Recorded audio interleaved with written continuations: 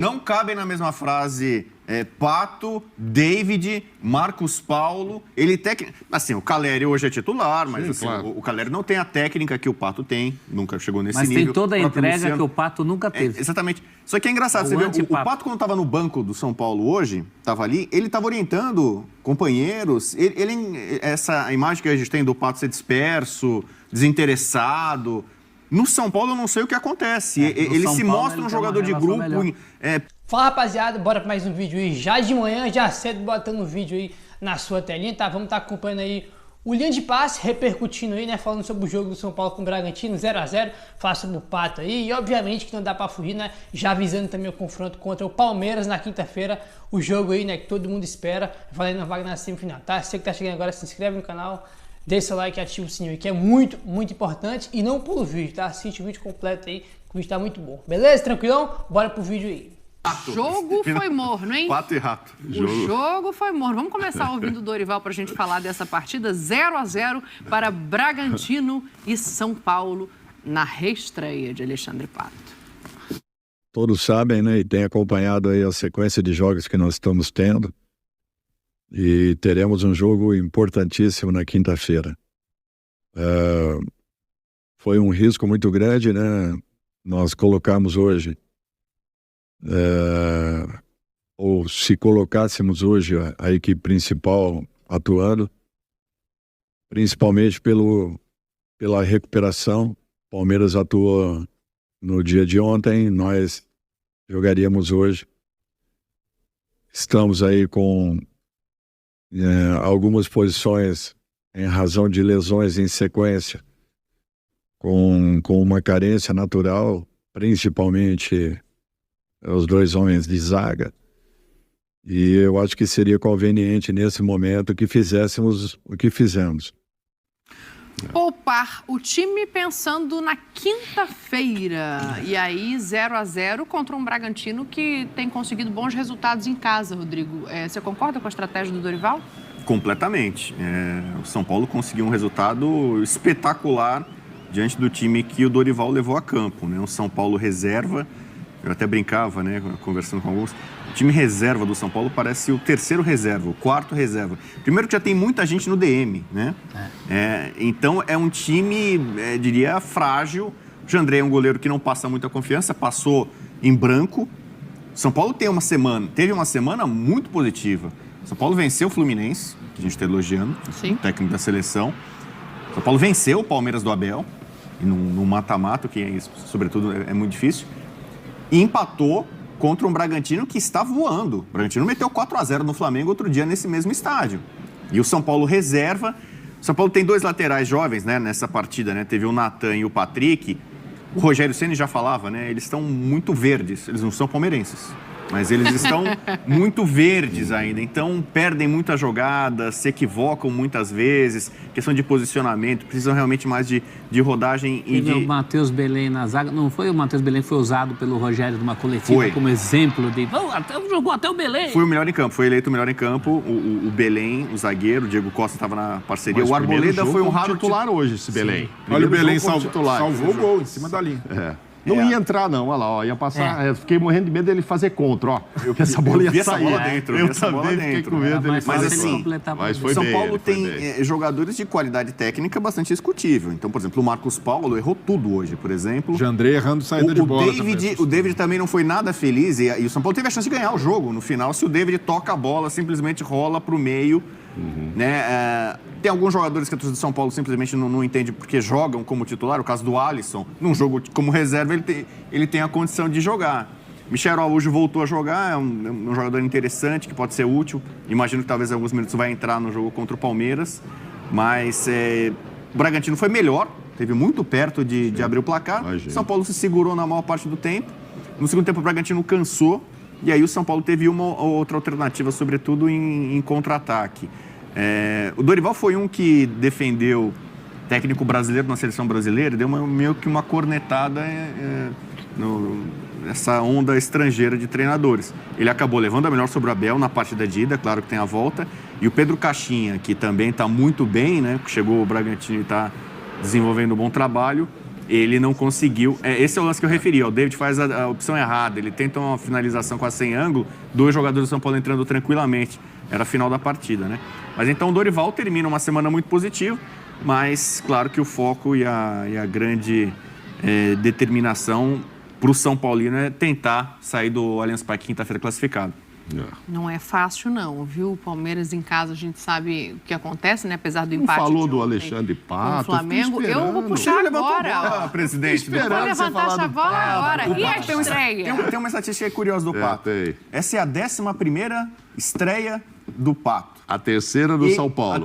Só no São Paulo que ele não estreou com gol. Mas aí você vai cobrar. Ele nas outras 8 ele fez. Mas hoje 15 minutinhos. Pegou na bola só um pouquinho. Eu falei que o Ener Valencia não estreou jogando 45, o Pato então... Tive o prazer de estar na estreia dele pela seleção. Ele entrou no segundo tempo também, não foi titular, mas aí ele fez um gol contra a Suécia. Mas hoje, quando ele entrou, pensei nisso, o narrador falou, poxa, tá vendo? De novo, só não fez contra o São Paulo. Eu falei, pô, mas vamos deixar ele agora 10 minutos e vão querer cobrar um gol dele. Acho que ele pegou poucas vezes da bola, enfim, né? Não dá. Tem uma hora que ele queria pegar o rato, não deixou, cobrou a falta na frente dele. Mas você acha, por exemplo, que agora ele já vai para o banco no próximo jogo? Porque hoje era o time em reserva, ele era um banco que foi lá jogar 10, 15 minutos. Eu acho que a partir dali ele já pode fazer parte da turma do banco. Não vai jogar contra o Palmeiras, sair jogando titular. Tem um agravante mas também, eu acho que ele começa a participar, não? Mas é um agravante que ele não jogava há quase um ano. Ele não joga desde agosto, nós já estamos em julho. Então, um ano fora. A gente sabe que o Pato não é um dos caras assim mais constantes da história do futebol. Né? O Pato, há um ano sem jogar, acho que vai precisar ter um pouco mais de paciência. Agora, é o que o Bubu lembrou, né? O São Paulo é um time que hoje os titulares não foram, aqueles que poderiam ser titulares estão no DM e era um terceiro time. Nessa situação, talvez o Pato tenha mais oportunidades. E talvez seja até bom para ele, né? Vai adquirindo ritmo para ser um pouco mais útil mais para frente. E o status do Pato hoje é de composição de elenco. Né? O São Paulino precisa ser muito otimista para encarar o Pato como um jogador que vai ser titular.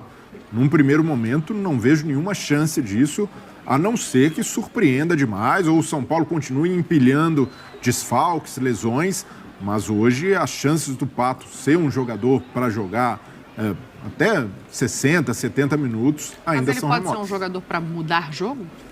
Porque a gente tá vendo uma caneta dele, ó. Deu uma caneta. A gente viu em 3 lances aqui a capacidade técnica dele. A relação dele com a bola, ele é o melhor atacante que o São Paulo tem. Não cabem na mesma frase Pato, David, Marcos Paulo. Assim, o Caleri hoje é titular, mas assim, claro. O Caleri não tem a técnica que o Pato tem. Nunca chegou nesse nível. Mas tem toda a entrega que o Pato nunca teve. Exatamente. Só que é engraçado, você vê, o Pato, quando estava no banco do São Paulo hoje, estava ali, ele estava orientando companheiros. Essa imagem que a gente tem do Pato ser disperso, desinteressado. No São Paulo, eu não sei o que acontece. Ele se mostra um jogador de grupo participativo, ativo, mesmo sendo reserva. Não, mas é ruim para o Pato criar uma aura desde já de que voltou aquele Pato lá de trás. É uma passagem diferente, uma passagem que demanda uma avaliação diferente do que o Pato pode entregar. Então, hoje, se ele for na miúda, entendendo esse momento da carreira, vejo que ele pode ser útil, sim. Agora, não, principalmente, repito, no curto prazo, não enxergo o Pato como titular do São Paulo. Mas a minha pergunta para o Rodrigo e para vocês era essa. Se o Pato não cabe na mesma frase de quem? Marcos Paulo David, não sei quem eu levo para o banco contra um Palmeiras? Porque eu vou olhar que eu estou perdendo o jogo, eu estou precisando mudar o jogo. Então, mas aí o meu raciocínio foi em cima disso. Ele é esse cara? Só porque estão. Não, eu acho que ele vai passar já a fazer parte dessa composição do banco. Acho. Eu acho que ele pode ser esse cara. A partir de agora. Hoje ele não é um cara para tirar a camisa do Caleri ou do Luciano. Não, de jeito algum. Não, mas eu digo assim, pensando já em quinta-feira, tá? Porque é um recorte muito pequeno, muito curto diante da estreia dele. Já ficar no banco. Aí você olha o banco, um jogo dentro do Allianz Parque. Vou supor um cenário aqui. Tá o jogo empatado em 1-1, o São Paulo precisando... Não, o São Paulo está classificado, né? Perdendo de 1 a 0. Não, vou botar 1-0 pro Palmeiras, precisando de um gol. Isso. É o Pato que você tira do banco nessa condição de hoje para tentar fazer isso? Até por falta de outros, o São Paulo não tem um elenco tão farto assim, tem muitos problemas, e aí se apela para a mística, né? Foi do antigo Parque Antártica que o Pato nasceu para o futebol, num Palmeiras Internacional. Não, eu entro dentro dessa de tirar o lugar de alguém do banco já, ou está muito cedo por ter jogado poucos minutos. Tirar o lugar do Marcos Paulo do banco, do David... Eu acho que o São Paulo colocaria. Põe o Pato até pela questão da experiência. Acho que é uma boa chance de pênaltis, né? Isso. Nesse jogo de quinta-feira. Pênalti com o Pato? Cuidado. Então, cuidado. mas o...